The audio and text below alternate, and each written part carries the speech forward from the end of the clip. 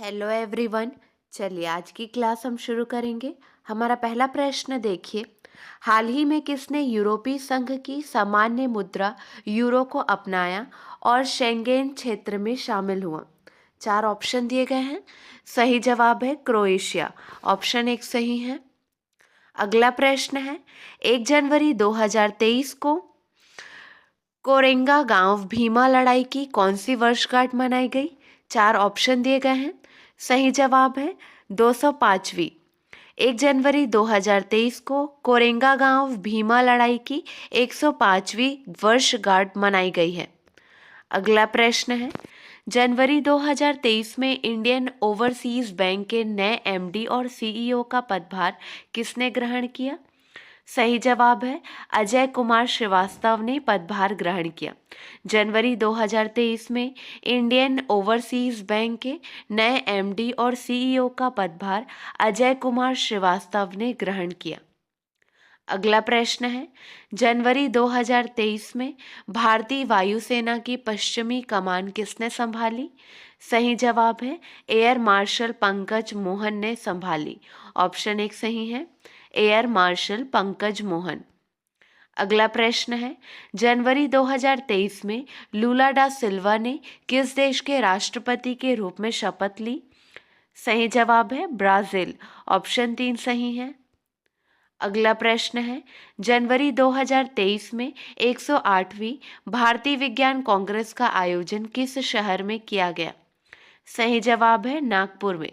जनवरी 2023 में 108वीं भारतीय विज्ञान कांग्रेस का आयोजन नागपुर शहर में किया गया।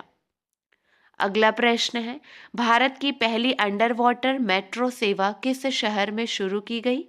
सही जवाब है कोलकाता। भारत की पहली अंडर वाटर मेट्रो सेवा कोलकाता शहर में शुरू की गई। अगला प्रश्न है, हाल ही में किसने सीमा सुरक्षा बल के महानिदेशक का अतिरिक्त प्रभार संभाला? सही जवाब है ऑप्शन तीन, सुजॉय लाल थाउसेन ने पदभार संभाला, ऑप्शन सी सही है।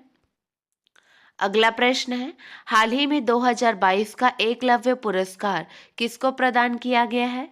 सही जवाब है पंकज आडवाणी को प्रदान किया गया है, ऑप्शन एक सही है। अगला प्रश्न है, हाल ही में किसके द्वारा उत्कर्ष 2.0 नामक केंद्रीय बैंक की मध्यम अवधि की रणनीति का शुभारंभ किसने किया? सही जवाब है शक्तिकांत दास ने शुभारंभ किया, ऑप्शन एक सही है।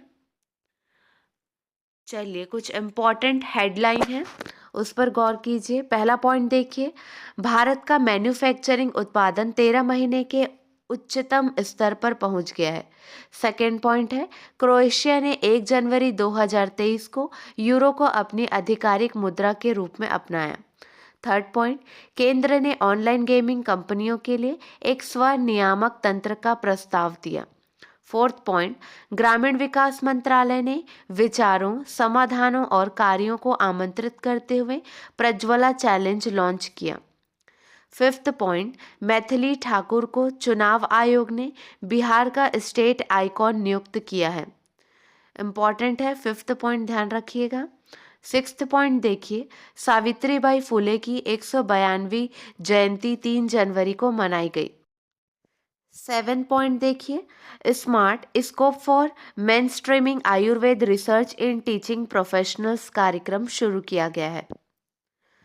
एट्थ पॉइंट है, केंद्र ने लद्दाख की अनूठी संस्कृति, भाषा और रोजगार की रक्षा के उपायों पर चर्चा करने के लिए 17 सदस्यीय उच्चाधिकार प्राप्त समिति का गठन किया है। नाइन्थ पॉइंट, एसबीआई, आईसीआईसीआई और एचडीएफसी बैंक प्रणालीगत महत्वपूर्ण बैंक बने हुए हैं।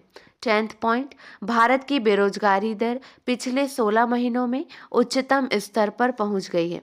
11th पॉइंट, सुप्रीम कोर्ट ने केंद्र के 2016 के 500 और 1000 रुपए की नोटबंदी के फैसले को बरकरार रखा। 12th पॉइंट, बीसीसीआई ने राष्ट्रीय टीम चयन के लिए डेक्सा टेस्ट अनिवार्य कर दिया है।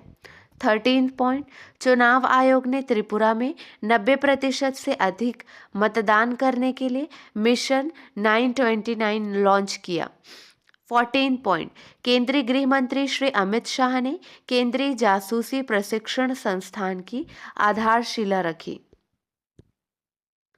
अगला प्रश्न है, हाल ही में नई दिल्ली में सीमा सुरक्षा बल का मोबाइल ऐप प्रहरी किसने लॉन्च किया है?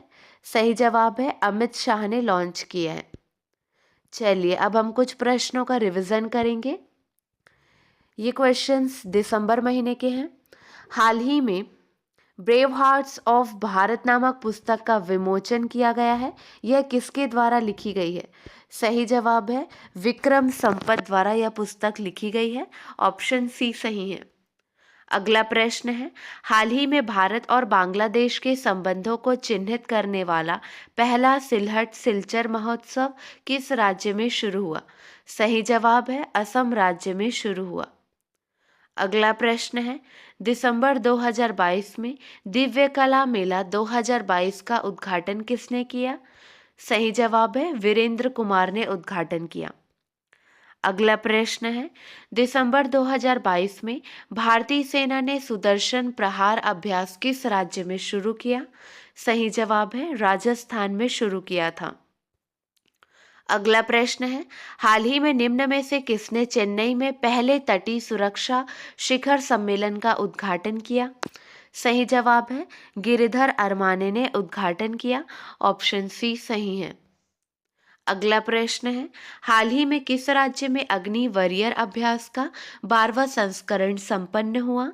सही जवाब है महाराष्ट्र। ऑप्शन डी सही है। अगला प्रश्न है, दिसंबर 2022 में निम्न में से किसे स्कूल शिक्षा विभाग के सचिव के रूप में नियुक्त किया गया है? सही जवाब है संजय कुमार। ऑप्शन एक सही है। अगला प्रश्न है, निम्न में से किसे द एमिसरी ऑफ पीस पुरस्कार से सम्मानित किया गया?